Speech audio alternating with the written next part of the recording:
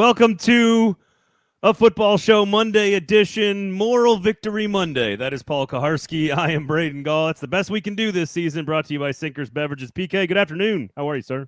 I'm well. How you doing? I'm great, man. I am going to be so positive today for everybody out there because you get to be the cynic and the realist. Realism is really what I appreciate you for. But we got to be kind of positive today. And so if you're in the comments, we do appreciate all you guys. And if you want to drive the conversation, steer the conversation, please jump in there. We will designate, here's what I'm going to say to all of you. We are going to designate a period of time on the show where you can spew all of your Xavier Restrepo takes at us. But it will be for a small period of time, and we will get it, and there'll be a start point, and there'll be an end point. And we're not going to discuss him before then, and we're not going to discuss him after then. Is that good with you, PK? Yeah, I mean, we didn't discuss how long this period of time will be. That's my only Is 3 to 6 minutes okay for you? Oh yeah, 6 minutes would be maybe 5. Maybe 5. Yeah, that'd be great. It'll be like stoppage time. We'll do it at the end of the show. We'll do it at the end of the show. Whatever. So no, it deserves time in the middle of the show. Absolutely. So save your Xavier Restrepo takes. We will open the floodgates, and I will let you talk about it. We will answer questions. We will discuss. And I'm going to try to stay positive today, despite the fact that the Titans are now 1-10. Cam Ward has never won a football game at Nissan Stadium. And there are no playmakers on the team around him outside of maybe one really, really good rookie who seems to be flourishing and growing and blossoming into a star. Lots of stuff to get to. Dan Moore's injury, lots of stuff. So Mike McCoy clearly listening to the media, the ravenous media in Nashville, Tennessee, pressuring him to act like an interim coach on a 1-9 football team. So we got lots of fun things to do today. And if you want to get involved, please do so. YouTube, thumbs up, notifications turned on. Please share it. We can get some more folks in here. Happy Thanksgiving to everybody out there. It is the best holiday of the year, in my opinion. So please enjoy it. Spend some time with your family. Spend some time with football. Spend some time relaxing, hopefully. And then come back on Friday with Nick Suss and I on a Friday morning to do a football show on Friday morning. So check out paulkarski.com. And, of course, all of the other good work from PK and the staff over there at the website. Okay. Sinkers Beverages. Seriously, I went on Thursday or Friday of last week. I went early because I wanted to get all of this done out of the way. If you're going to have people in town or you're going to someone else's house, absolutely go to Sinkers Beverages. And if it needs to be wine, if it needs to be bourbon, if it needs to be beer, you can pick out something that will either make you the star of hosting your own party or make you the star of showing up at someone's party. You can be the Xavier Restrepo of your Thanksgiving party on Thursday. Sinkers Beverages, bourbon, wine, beer. They have all the selection there. So many great bottles of wine that I don't know anything about. I go in there, they tell me which ones to buy, and now my whole family is ready to go on Thursday because I am hosting like 6 nieces and nephews and 3 other couples. My wife's siblings are coming into town, and we're hosting. So it's going to be great, PK. It's going to be great. Can't wait. Awesome. I'm on the road. Only the second, I think, road trip of my life covering professional football. And one the Titans, I think, had a bye right after. So it's very convenient. But I am thrilled to go be seeing my entire Kuharski side of my family. Is this all New Jersey, New York area?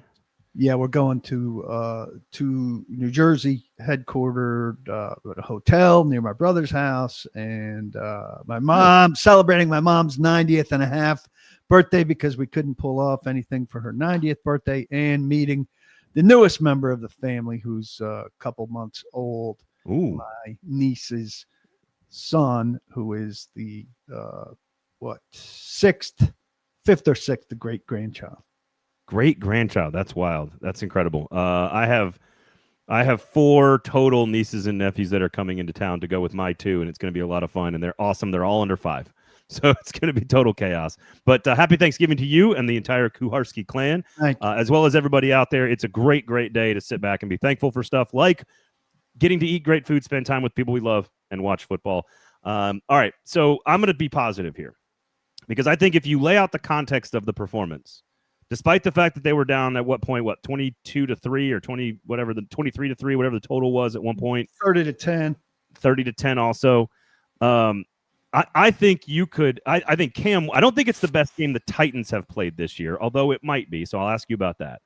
I think it is by far the best game that Cam Ward has played in his NFL career. It might be considering the fact that Calvin Ridley was out, that Alec Ayomanor was out, that you lose Dan Moore pretty early in the second quarter, I think it was, like midway through the second quarter. You're playing one of the best teams in the entire NFL, including one of the best defenses in the NFL. Yes, you got a little tiny bit of contextual luck with the linebacking core for the Seahawks being out. Tony Pollard, as you said on your show, it feels like he may not be on another team next year based on how difficult and how much struggling he is doing right now. I think if you put all the context together and you put all of that into no coach, that Mike McCoy hasn't been doing the things we want to see him do. I think if you put all of that in there and you say, what are the things you wanted to see Cam Ward do from a progress standpoint? I think you saw most of them. He was efficient. He worked through his progressions. He extended plays. He ran the football when required to, and when the play asked him to, he did it. He kept them in the game in the second half. It was a little too late, of course. But I think if you are trying to find a moral victory, which I get it, that's not what we're doing here when you compete in the NFL. I think it's fine for Titans fans to be okay with what they saw on Sunday, if not even a little bit optimistic about what they saw. And maybe I'm just having a good week, PK, but that's how I feel about it. Well, I mean, I think that was the prevailing story coming out of the game. That's what I wrote coming out of the game. We saw, I think the resounding opinion coming into this season, we expected more wins, but it was season will be judged on Cam Ward's progress. And yesterday was a pretty good Cam Ward progress report. Still a little bit missing. I mean, guy hasn't thrown 2 touchdowns in a game yet. So on that standard, if you're playing that well, it's not that hard in the 2025 NFL to throw 2 touchdown passes over the course of a game. And Mike McCoy's still, really patting himself on the back for drives that produce points. He talks about points, like all points are equal, like a field goal drive is something to be as proud of as a touchdown drive. The defense obviously did not pull its weight, didn't do its piece of complimentary football in this one. But also, here we are. We broadcast at 3:00 on Mondays, so I'm almost at the end of my own 24-hour rule. So my, limited rejoicing over a nice loss has about used up its wick. It's almost burned out. And I've about, I contributed to it. I agree with it. But I almost feel like McCoy is a little bit too pleased with it. And fans, I think I wanted them to be reasonable and take good out of this game. But now it feels like they won. I mean, I think Titans fans always have to take it too far. They can never live in nuance. And so now at the end of this show, let's be done with, hey, that was a nice loss, and get back to the fact that they're 1-10. It was a loss. Again, I think Titans fans who are like, I want to see progress, but I still want the number 1 pick. And I agree with what you said. I think anything that happens with the draft is secondary to what's happening on a field and in a locker room with a team. But it doesn't mean you can't also be like, hey, but we didn't lose the first pick out of it, right? Like you can still it's a consolation prize. It's absolutely not. I got a big issue with this. No, I know. My point is that like you want the win because the win matters to young players who are learning how to win. It matters to a locker room that is trying to build a quote, to create a standard is the quote from Mike Morganzi. We got to create a standard. It matters to Jeffrey Simmons and it matters to the veterans. It matters that they win a game. What I always look at the draft as like it's a great silver lining. You lose, but you still stay up high in the draft. Like it's all consolation prize stuff. And so in that vein, I don't think people should be rejoicing. But what I think I've been looking for Cam Ward is some validation to me personally. And again, based on my own evaluation of him, thought about them taking him, etc. I'm looking for validation, some sign that I don't have to dig 3 layers deep into a loss to find the 5 throws that show us that he's got what it takes to be a starting quarterback in the No, NFL. he definitely got that. I'm tired of that shit. And now I get to sit there and go, no, look, he was efficient. There's still something, and this is not insulting because these are world-class athletes, but there's still something very clunky about how he runs beyond the line of scrimmage. Even his slides are clunky, but it doesn't matter because as long as you pick up the yards when they are given to you by the defense, that means you've read it correctly and your instincts took over and you did the right thing. He did the right thing most of the game. Didn't turn the ball over. Yes. No interceptions, 3 straight games, No 256 fumble, yards, no fumble. Right. Now, look, 6.1 yards per attempt, it could be better. Right? But 67% completion percentage and had a chance to get his team back into the game. It was not enough.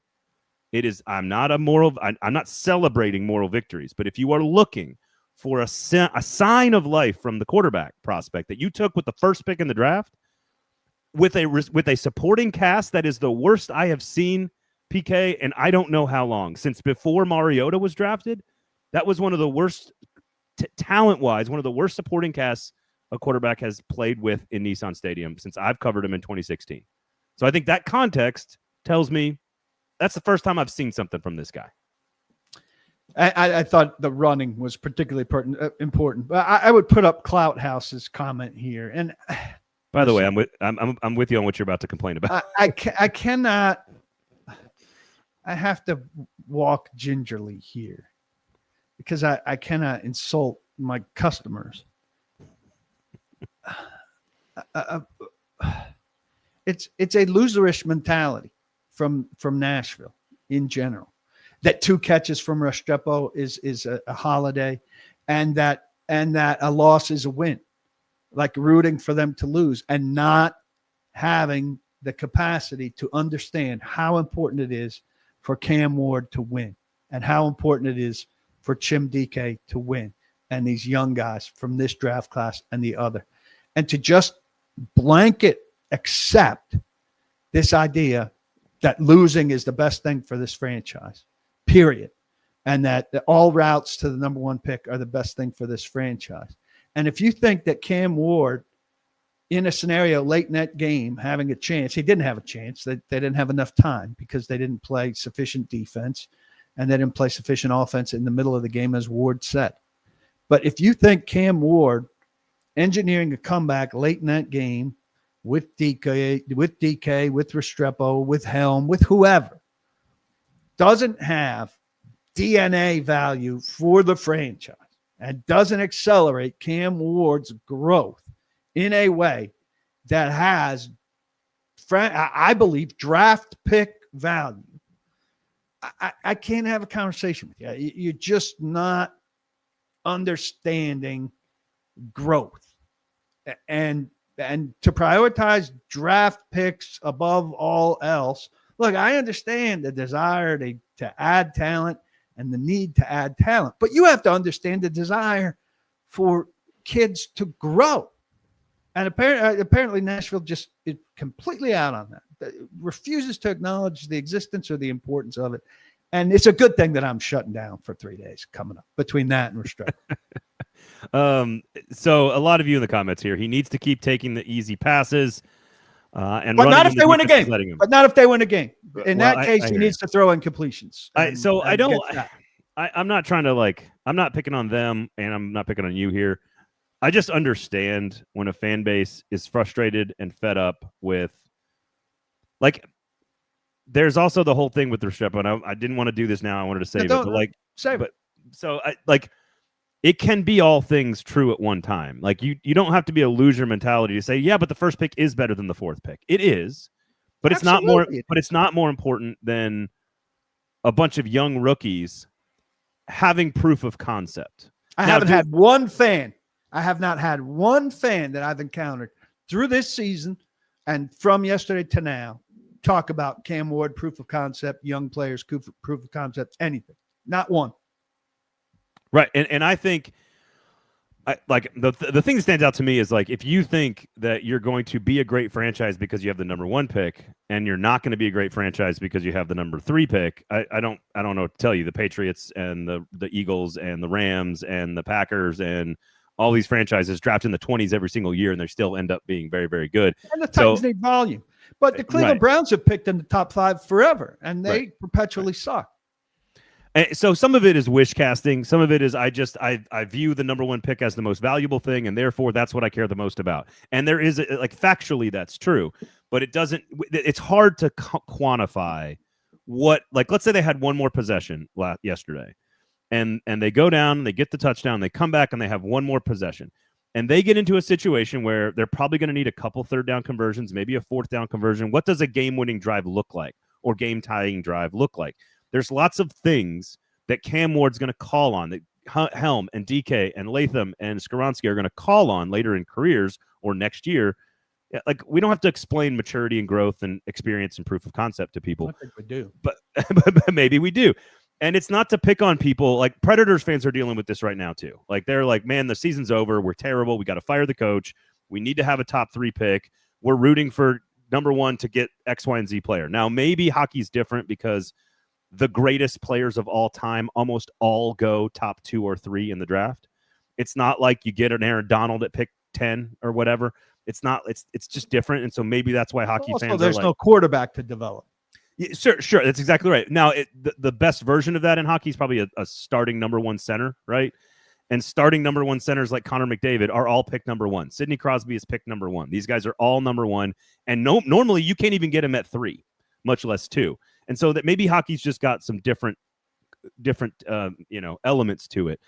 But I do think if they were to go win 2 out of 3 to end the season, like, I don't know how that's not an incredibly valuable thing for the players to have deep in their souls.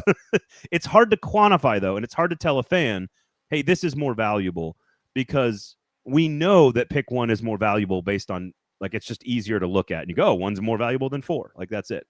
And you may not be able to trade back at 4. But here's the most important thing in the argument. I don't think you mentioned it on your show. The guy the Titans are going to pick at 1 because they're not picking a quarterback is not different than the guy they're going to pick at 2, 3, 4, and 5. The top 7 or 8 picks are all about the same in this draft. There's not a guy that's so much better that if you're picking at 3, you're not going to get him, because they don't need a quarterback. You could make that case if you needed a quarterback, but you don't. So the guy you're picking at 3, Ruben Bain, is not any different than the guy you pick at 1, Arvel Reese, who's not any different than the guy you pick at 7 or 8, who might be the number 1 receiver in the draft. They're all about the same. That's fine, but I mean, you are losing the potential to get another pick or a couple other picks by trading out of 1. I understand that. And the thing that throws a wrench into it also is their strength of schedule is so strong that they're at the back end of any tiebreaker. And so if there are a bunch of 2 or 3 lost teams that they're tangled up with, it's a valid point. Push from Titans fans to root for wins from, the Browns and the Jets and the Raiders and all these other teams who are bunched up with, which you should be rooting for far more than you're rooting for Titans losses. Yeah.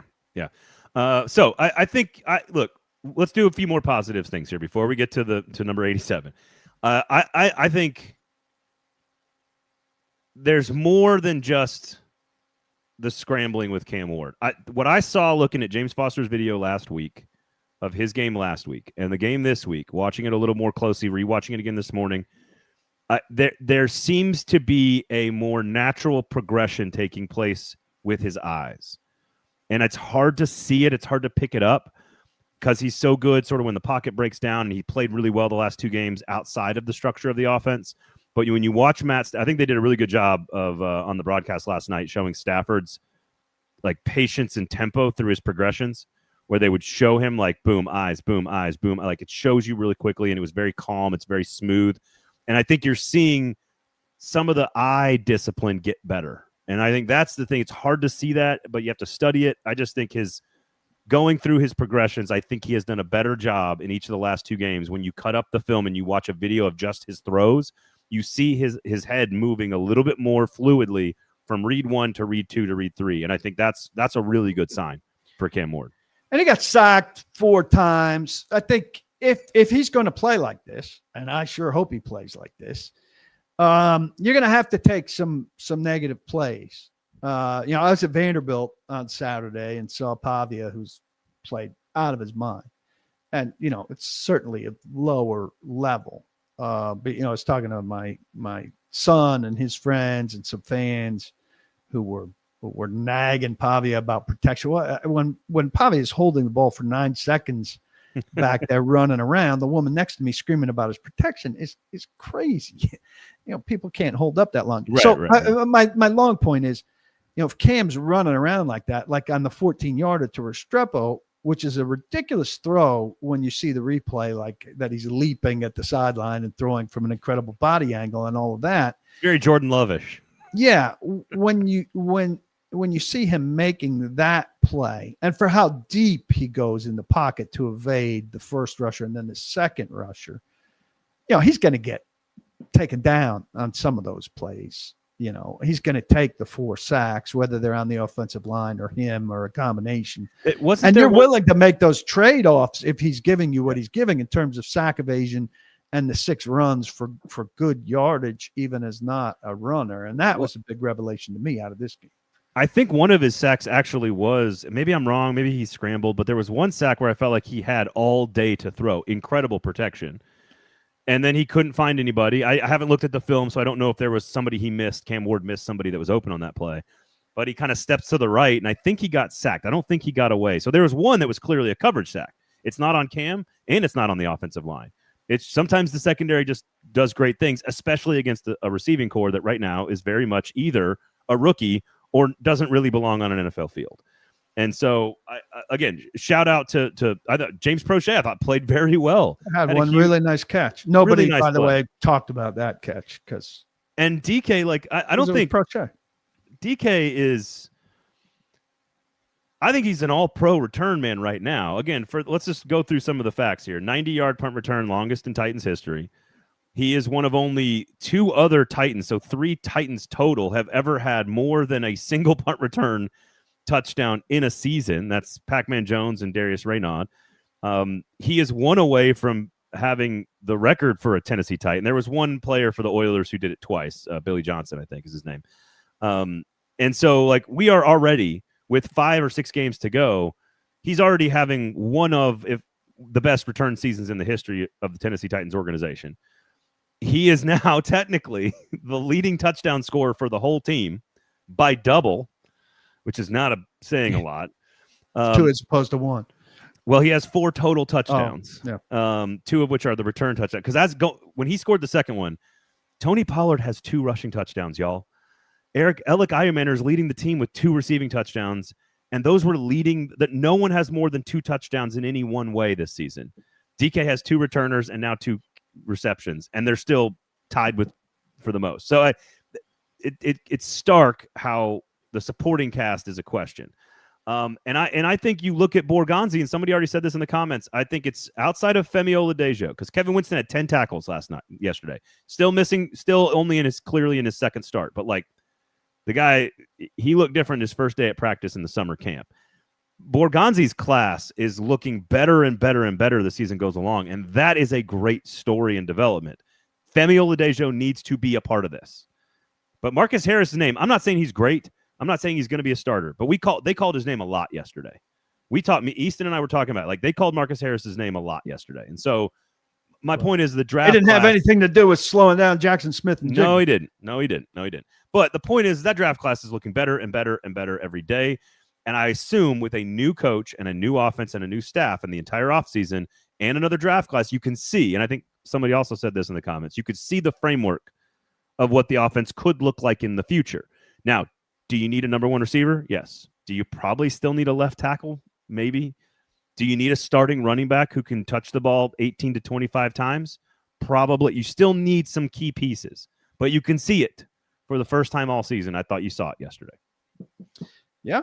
I mean, they're not a very talented football team, but they played some cohesive football yesterday. If the defense, had done its part, they couldn't stop a great receiver. They're not equipped to stop a great receiver. And on his 2 biggest plays, he was covered by a safety without another safety showing up to help. So that's problematic. Amani Hooker has not had a very good season. Now he's 1-on-1 with them, and he's actually in good position. That plays on Winston failing to show up to help. Very good coverage. Very good coverage. And again, people being really big babies. This This is people are taken out of NFL reality by watching so much Titans. I thought they would watch more NFL football. The Titans don't have a receiver who's capable of extending an arm quickly and on and off to help him get some space to complete a catch. That's what good NFL receivers do all the time, and they don't get offensive pass interference calls for it. It's not judged to be pass interference. So when you go crazy and insist it's pass interference, you're showing yourself to be kind of a Titans level observer, because you don't see receivers doing that, because the Titans don't have those type of receivers. But good receivers around the league do that all the time. They don't draw flags, and they make 63-yard touchdown catches. Donnie says, and sorry, the comments are showing up in a weird way here. Pickens doesn't fit. It's changed. It changed for me last night. Pickens doesn't fit what the Titans want. Pickens not a culture fit at all. Pickens don't work with us. Those are the two responses to this question, which is, should we go get Pickens? Pickens is a total head case, in my opinion. Alec Pierce. Very talented player, but go get it. Look, they need to draft a number one receiver. Yeah, and Alec Pierce or Romeo Doubs would be a good addition. If you had a top draft pick, Pierce or Dobbs, and Isle Manor and DK, and then Bryce Oliver, that's a good 5-person room. Dobbs also been suspended for personal issues as well. So I don't know if I'm giving him as an alternative to Pierce. He's a very good possession. He's he has very good feet. He will be open. He will. I really like the player Romeo Doubs. He's not going to make anybody miss.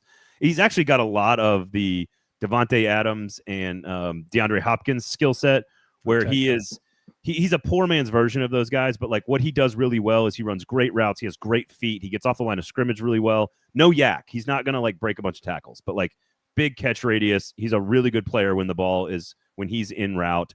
And unfortunately, like he's just kind of, I think I don't know if they're going to re-sign him or not, but I think Romeo Doubs would be a hell of an addition if you also have Jordan Tyson. I like Mekhi Lemon out of USC a lot. That's the guy I really like. I think that's more of like a 12th, 13th, 14th overall pick, maybe. So that's where can you trade back? And we'll get into that. We have all offseason to do that. But I think you add a they're not going to add Jeremiah Love, and he's the only good running back in the draft. But if you go get somebody serviceable for now, you go find somebody in the 2nd or 3rd round, maybe next year or the year after, you do need to shore up some pieces on the offensive line. But if you have a number one receiver and a number one running back, you can kind of see what the offense could look like. Obviously dependent on who takes over as head coach. And I think you maybe do with Breece Hall what you did with Tony Pollard, and he bridges you to being able to use a higher draft pick on a running back 2 years from now. It's just a, early idea. And again, he's just a kind of a regular old guy, solid player, talented piece who would be able to bridge the gap between then and a draft pick like you're saying. So I'm kind of scrolling through the comments here. So I think the defense leaves a lot to be desired, and I know there's some special teams questions as well that we have around Hecker and some of the other decisions. But I think you saw what you wanted to see from Mike McCoy, frankly. Like, what are you, 5 out of 7 going for it? Finally. Now he says he suggests that's the flow of the game thing. I mean, that's BS. Yeah, the flow of the game all of a sudden took you to go for it 7 times, and that's not a preordained decision to be more aggressive. Give me a break. I mean, well, again, can't lie like that and think we're all going to buy it. You're 1-9 and you're an interim. Take every risk you can. Like, I don't understand. So we saw more aggressiveness from the team. The quarterback ran the football a little bit. DK did something truly special, longest return in Titans history. Tied franchise history. Sorry, franchise history. It's tied with Pac-Man, and it's just not like it was a football game. I actually was talking with the guys around me. Cam got the ball with like 11 minutes to go in the 4th quarter, and they were down 13. It was 30-17. And I looked around at everybody. I was like, this is the drive that's going to decide whether or not this is a good day for him or not. Not a great. I shouldn't say great. This is going to decide whether or not like this is just a regular old Titans loss and another day where Cam Ward doesn't do it, or he kind of take another step here. And he had a good drive and got him down the field, and they scored a touchdown. So I don't know. I think it's okay in an awful year where everyone's hurt and the offense is terrible. They scored more points than they ever have all season. I think it's okay for fans to take the moral victory and say, not good enough, but at least it didn't suck that bad. I think that's okay. Yeah, progress, been a tough progress from offense, which is where the primary concern is, because the primary investment is there. And if you can get closer and closer to being more and more confident, with the public that you've got the quarterback, that'll alleviate a lot heading into the offseason. Now, I like still 4 sacks. Still, the defense couldn't stop Njigba. Still, the defense allowed the Seahawks to run the football. They had, I think they had 9 different types of penalties also, which I was charting throughout the course of the game, which I enjoy, because we had a chop block, a 12 men in the huddle, 3 holdings, an unnecessary roughness, a neutral zone infraction, illegal formation, and a free kick out of bounds. It's a bunch of really random penalties yesterday from the Titans. One of those at least declined. One of those taken on purpose. The free kick out of bounds is a wrinkle in the rules that gets you the prime field position after a penalty on a PAT. But yeah, I mean, it's hardly a polished effort. Slow, glacial progress. And to be fair with the secondary, and we all acknowledge they're not a starting NFL secondary by and large. Also, Jackson Smith-Njigba was on pace to break Calvin Johnson's single-season receiving record, so it's not like anyone else has stopped him either. So, just as a point of fact. So again, that's some time. Took some time to start throwing to him too. They warmed up with the run game and took a while to get to him. I'm rooting for the guy. I'd like to see him get it. Yeah, he's like 66 yards away from getting to Calvin Johnson's true pace, which would let him break the record in 16 games. Yeah. Not that, many people are going to spend much time. Lions fans probably will on the fact that it does it in 17 games. There's another reason not to have 17 games, so that your record book can remain consistent, which I would be a fan of. And you go to 18 and then your record book doesn't mean much, but like 100-yard or 1,000-yard rushing season doesn't mean much. Jim Brown with 11 games and O.J. Simpson with 14 games. And it's just going to keep changing. I agree with you there. Let me see here. Oh, the lack of edge. Oh, quickly. Didn't Draymond Jones get 2 sacks yesterday? 1.5. He's at 1.5. So he needs a half sack, and Baltimore's taken over first place in the AFC North. So he gets another half sack. Baltimore stays there in the playoffs, and the Draymond Jones pick goes from a 5th to a 4th. There we go. So just a half sack, and go Ravens for you Titans fans out there. All right, Sinkers Beverages, Shotgun Willie's Barbecue. Shotgun Willie's Barbecue actually is a really sneaky way to handle some of your holiday needs as well. You can call and order some turkey breast. That's what I do every single year. He will smoke like a 4-pound turkey breast for you where you can slice it up. It's great for Thanksgiving dinner. It's also fantastic for sandwiches. The very next day, it's so good. It's the best tender smoked turkey breast you'll ever have. So call Shotgun Willie right there in the heart of Madison, right off Briley Parkway, just 10 minutes from Nissan Stadium, and the official barbecue of the Houston Oilers. And of course, Sinkers Beverages for all your holiday needs. Don't even think about it. Just walk in there and say, I've got this many people. We're having this kind of dinner. I need these 2 or 3 different things. I need a cocktail. I need some beer. I need some wine. What should I get? They will take care of you. Literally, don't think about it. Don't let any stress get into your life about this. Holidays are stressful enough. Just make sure you go to Sinkers Beverages and hand it over to them. They will take care of it. It's all good. Sinkers Beverages there. All right, this is your Restrepo time. I am, one of the things I keep thinking about is like, why is this the guy that's kind of become this thing? Is it just because he played with Cam? Is that it? Is it because he was projected to be like a 3rd-round pick and fell out of the draft? Like what is it about this one particular individual that I'm really curious why the psyche of a fan base, like we were obsessed with it in the press box because the fans are obsessed with it, not for football reasons, but for like media reasons. And I'm really curious why this individual has such an outsized influence when James Prochet was better in every conceivable way yesterday. It's good that Xavier Restrepo was a positive performer yesterday. That's a really good development. But Prochet was better. Why aren't we talking about him? I don't understand. The chemistry. Couldn't you see the chemistry? The chemistry.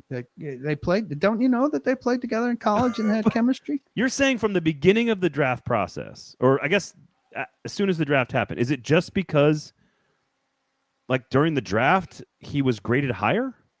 Like and they played together. I'm really Listen, I'm mystified and annoyed, and now I got to back off some. I mean, the guy has a chance to become a reasonably good fifth receiver. Why the Titans fans choose to be fascinated with the fifth receiver when DK scored 2 touchdowns yesterday? Nobody in my post-game chat raised DK. Everybody raised Restrepo, who had 2 catches for 26 yards versus 2 touchdowns in a game where they lost by 6. I don't know. I mean, is DK hailed as a hero? Not yet. Not really. But Restrepo with 2 catches, really? I mean, I'm not exaggerating when I say there was a parade-like atmosphere for him. People were like, "I told you so" about Restrepo getting 2 touches. Somebody said to me when I broke that Restrepo was going to be active, "Thank God I got my tickets before this news came out." As if are people messing with you? No, people are not. I mean, some people are messing with me, but Okay. I can distinguish who is and who isn't. I don't know how to. He caught 2 of 6 passes. Now, one of them was pass interference. Chemistry. Yeah. It does not. So what are you talking about? You're coming at me with chemistry. There was no exhibit of marvelous chemistry. He was the recipient of the great roll to the right sideline, throw back to the middle of the field. That's not the first time that we've seen Cam Ward do that play. Other people are capable of catching that pass. He's standing there and catching that pass. Yeah, Isle Manor caught a more difficult version of that pass in the end zone for a touchdown, and we're not still talking about that. Prochet's catch down the middle of the seam was one of the best catches of the entire day. It was one of the best throws by Cam Ward of the entire day. Like, let me ask you this. Let me back up here. If DK continues this way, catches a couple more touchdowns, maybe has a few more long returns. I don't know if there's another touchdown in there or not on the special teams. Where would DK's rookie season as a receiver / contributor? We're going to call him because he's a receiver. So you pair the receiving with the returning. Like, where would this rookie season rank among rookie Titans receivers drafted since they got here in the late 90s? I'd have to go look back at guys like Britt, and they had that segment of time where they just threw so many draft picks at it. Kenny Britt, 42 catches, 700 yards, 3 touchdowns. Okay, that's pretty solid. Played 16 games, started 6. Okay, all right, keep going. So, I mean, I think that would be probably the standard. He's not going to A.J. Brown had 52 catches for 1,000 yards, 8 touchdowns, 20 yards per catch. That's got to be number one. Yeah, and that's an unreachable standard, I would figure, even with and A.J. Brown was 17th game started in 2021. So that was in 16 games. Corey Davis played 11 games, 34 receptions, 375 yards. Yeah, and that was a big disappointment. There's not a lot. It's not hard to rank as a good rookie wide receiver for the Titans. They've thrown a ton of numbers at the position, but not much of it has been very talented. I think he is. People are listing Derek Mason. Derek Mason was drafted by the Houston Oilers in 1997. It also took him 4 years before he was like a regular offensive player. He's a very good return man. But my point is, I think if this continues, there's a really good shot that Jim DK has like maybe the second best rookie season by a Titans receiver ever. And this is what I'm confused by. It's just like, it's not there. I don't want this to be anti-Restrepo because that's what I feel like is happening now. Like now I'm like, oh, I'm against this guy. And he's kind of like a punchline in the press box. And he doesn't deserve that. He deserves to be treated like everybody else, which is like, oh, he's better than Mason Kinsey. He should be out there if you need to get to your 5th or 6th receiver. But James Prochet had a better game yesterday. And he's not a young, developing piece that they just drafted or whatever, or free agent. But like DK is he's one of the best stories of the entire team. I will say nobody in the lead up to Restrepo was saying, oh, we got to get better than Mason Kinsey. This guy's going to be better than Mason Kinsey. People weren't picking on Mason Kinsey. They were talking about Van Jefferson. All right. Yeah. Now Van Jefferson doesn't do a lot, but he is an established pro and he's got size and speed that Restrepo doesn't have. and he's going to outrank Xavier Restrepo. I mean, Xavier Restrepo, if Xavier Restrepo is Mason Kinsey next year, if like he's 2021 Mason Kinsey next year, I'm fine with that. If you're factoring him in as a top 4 or 5 receiver next year, Titans have a problem. Kendall Wright had like 60 catches for like 600 yards and 4 touchdowns. So DK, from a receiving standpoint, is not even close to those numbers yet. How about Drew Bennett? He would need to keep going. But I think when you add in being a potential all-pro return man to some average receiving numbers, which right now are already better than Corey Davis, for example, then I think you can start to have some of these conversations. Drew Bennett, hang on one second. Hold for me. All right. Drew Bennett's rookie season, 24 catches, 321 yards, 329 yards and a touchdown. That's it. Yeah. This Andrew Cooper, or not Andrew Cooper. Yeah, Andrew Cooper. Restrepo's going to be good, man. Just wait. Like, is he kidding? Andrew, are you kidding? No, I don't know if he's kidding or not, but like, why can't we have serious? He's a football player. Size and strength don't matter. None of that matters. I mean, this is a popular thing too. Like, he's a gamer. Like, there's no such thing as a gamer in the NFL. If you don't practice on Wednesday, Thursday, Friday in a way as a low roster player, in a way that tells them you're going to produce, they're not going to give you snaps and chances. So for these people that make it like Restrepo, plus this idea that he's a gamer, I mean, you think Xavier Restrepo wasn't practicing well at Miami and just showed up on Saturdays and played games? So tagging him a gamer, first off, it insults him. It makes it sound like he's a guy that showed up on Saturdays and didn't do work during the week. So if you think you're complimenting him by calling him a gamer, you're not. You're insulting him. But also this thing where he's just, trust me, he's going to be good. That's not how Braden and I and my site works on this. Like, trust me, there's magic there, but there's no evidence, and I can't spell it out for you in any kind of sophisticated logical argument. It's a trust me, blind faith thing. We're not running just like fan sites, but like there are a bunch of fan sites you could go to with trust me, he's good. I don't know what you're doing here. Yeah, no, I agree. So by the way, Tajay Sharp, I think it was Sam that mentioned Tajay Sharp in the comments section. Of course, remember he was like a 4th round pick, I think. Yeah, 4th round. No, 5th round. Maybe pick. fifth. 83 targets as a rookie, although again that was a really bad receiving core around Mariota. 41 receptions, 522 yards, 2 touchdowns. So that is still behind. That was a good pick for a 5th good round John pick. Robinson pick. Yeah. But he is, even at that production, he's still behind Kenny Britt, kind of near Kendall Wright production level, and way behind AJ Brown. Again, DK's numbers are not that good right now. A couple of touchdowns. I think he's got like 25 receptions for like 350 yards. So like, and here's the other thing: he's got to do more. People came back at me when I posted the video from my podcast saying, not talking about DK with two touchdowns, talking about Restrepo with 2 catches. And they came back at me with my own thinking, like, hey, there's room to talk about both. And I said, absolutely, there's room to talk about both. You aren't doing it. None of you are talking about DK. None of you are doing it. I have to remind you about it. No, I know. If you want to talk about both and give them proportional slices of the conversation, I'd be thrilled. Honestly, no one's doing that. This is one of those few times where the national media probably will get it right. The national media will do one of these things, and Kyle Brandt's pretty good about this stuff, but there's a lot of other people that are good about this stuff, where they dig a little deeper. They actually take the time to go look at players, like who's under the radar rookie that you really love. I guarantee you DK is going to get some love from some good folks that are paying attention to this stuff. Hey, all-pro potential return man. Now he's basically starting. He's getting it. Ben Solak posted something yesterday about DK. And no one is going to say a single word about the other guy we're talking about here. And it's not because he's not worthy of a chance. Like, I'm not, like, if Bryce Oliver's healthy, I don't think he is on the field. Is he better than Mason Kinsey? Absolutely.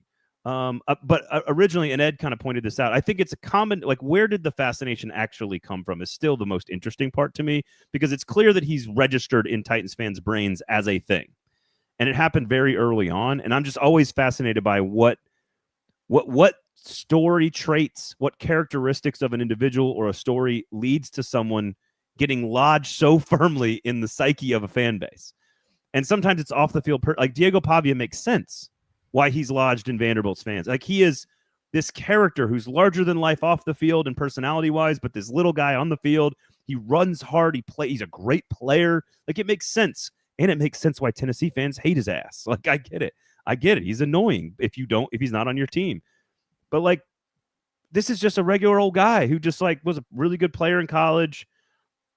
Is it because they think they got a steal of a player who's supposed to be a second round pick, and then he ends up combined with the fact that he played with Cam? I guess it's a combination. So just to be my last note on him, but some people, just point at his Miami production and say, well, not drafting him was a mistake. They make it like you should put college numbers into a computer and spit them out, and the draft will just, hand teams players. There should be no choice, and it's just college production is going to hand teams players.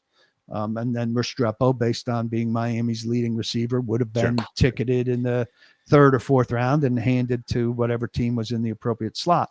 So we should get rid of the draft because players are just given based on production, and all college production results in NFL production. We know that is always the case. That's why there are never any draft busts. Of all the receiving options that were a story coming out of that game, I'm not sure he's top 4. Like, Chig had a decent game. He's the leading receiver on the team right now. DK is an all-pro potential rookie. I thought Prochet was relatively impressive considering his lot in life of on a roster and his talent overall. He's maybe the 4th receiver that I'm talking about as like of note. It doesn't mean he doesn't deserve a chance over Kinsey. I'm fine with that. And I asked you and I asked Nick, what are the chances everybody's been wrong about this the entire time? It's not that we all and the media and the fans and the organization think that he's good enough to be a starter over like Io Manor and Jefferson. I'm okay going like, oh, maybe you gave Mason Kinsey a shot and he didn't get the job done last week because he had opportunities and he didn't make the plays. But I guarantee he could have caught that first pass that Restrepo caught. Well, I'm a big fan of Mason Kinsey being replaced by somebody better. Yes. Yeah. And I'm a big fan of Mason Kinsey being replaced by somebody better than Xavier Restrepo. And to Cloudhouse, yes, absolutely, we're wrong about stuff all the time. I got no problem with that. Gunnar Helm is like one of my favorite players this team has drafted in a long time. I'm glad to see him doing well. That's a bigger conversation, a bigger talking point. He almost made a spectacular catch that would have been a really big play in the game down the left sideline. He's a really fun, interesting player. And I will say this. I thought Restrepo, here's what I'll be fair about. I thought Restrepo got hosed on the targeting call. Like, he got hit right in the head on a critical. What do we do? Why did the NFL not review that? That's illegal contact and pass interference. I mean, he got screwed on that call. The Titans got screwed on that call. That should have been an automatic conversion there. Mark says, I'm a Browns fan. Sanders is going to be legendary because he had good numbers in college. People are stupid. Look, we're not saying that the Titans fans are dumb. I'm not trying to insult you guys. I'm genuinely fascinated with what traits of a character get stuck in people's mind. Like, why is it so sticky? And I guess it's because they thought they got a deal, and he knows Cam Ward, and that's enough to make him. And the Titans never really gave him a shot to be. He also, by the way, never showed anything on a practice field that indicated that he should be above where he was. Crave more than that. I tend to agree with you on that. Sinkers Beverages for all your cravings this holiday season, and of course, Shotgun Willie's Barbecue right there in the heart of Madison, right off Briley Parkway. All right. So, any more moral victorying you want to do? You want to celebrate any more moral victories? I'm done. What about Dan Moore? What's the future of the offensive line? Here's the thing about Dan Moore, and there were no injury updates today on the 3 in question, but never mind the Jaguars this week, which could it could be a problem if Udo has to play there. You're a week away from Cleveland. Dan Moore isn't good against Myles Garrett, but he's better than the alternative. And Myles Garrett will destroy this team. If it may destroy this team at full strength, but it better be at full strength. What is Cushenberry is one of the guys that they have a contract decision about. Latham, I thought has been good since coming back, but he's also had some mental slips and mistakes around penalties. On the field, he's been a little bit better. Skoronski still might be the best offensive player on the team. what does the offensive line like? What's the evaluation of this group going into the offseason? I think a lot of the evaluation of this group, I mean, I think 3 of the positions need to be locked in. I think you got to go with Moore next year's 2-year commitment. Skoronski's definitely locked in. I sure hope Latham is the right tackle. I think you could be replacing center and right guard, one of them hopefully with Jackson Slater. But I think really it comes down to who you hire and what they think of these guys. And the only one they're going to be automatically in love with is Skoronski. But again, they have so much work to do at so many positions. Yeah. What kind of resources can you dedicate to upgrading on the line in 2026? I don't know. I think you're looking for a coordinator and a line coach that look at that group and tell you, I can make that group what you thought it was going to be in 2025. And we'll go from there. Let's draft another developmental guy.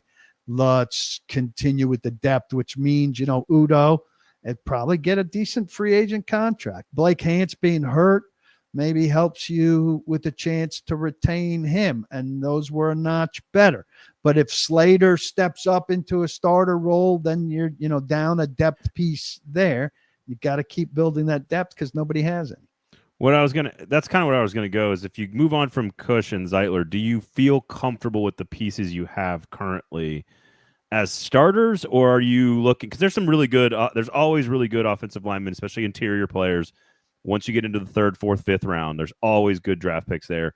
But they have Jackson Slater on the team. Like, they drafted him. They got a couple other UDFAs that they kept around for the season. I'm just curious if you think they like enough of the pieces they have to move on from both Cushenberry and Zeitler. I think Zeitler is done at the end of the year.